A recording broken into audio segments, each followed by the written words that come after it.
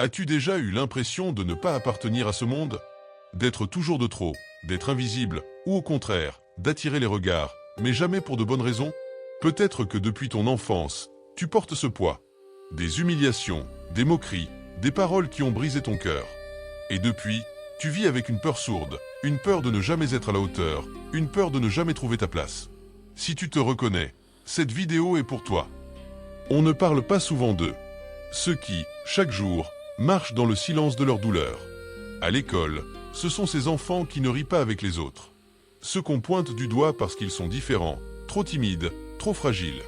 Ceux qu'on harcèle, qu'on insulte et qui n'osent pas répondre.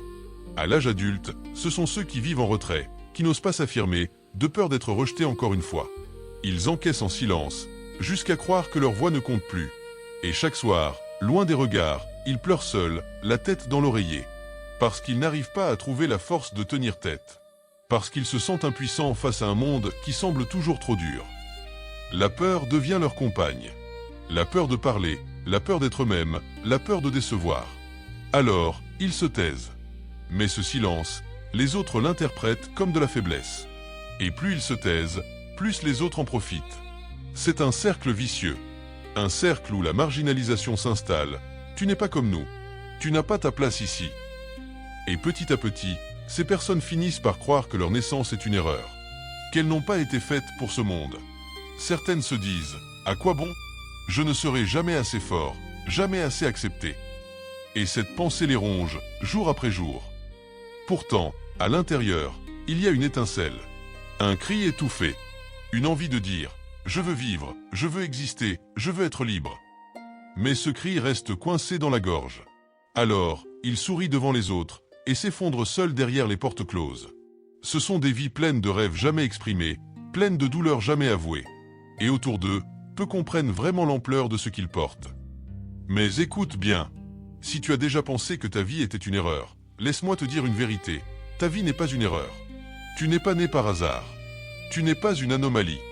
Dieu ne crée jamais par accident. Même si le monde t'a rejeté, lui t'a voulu.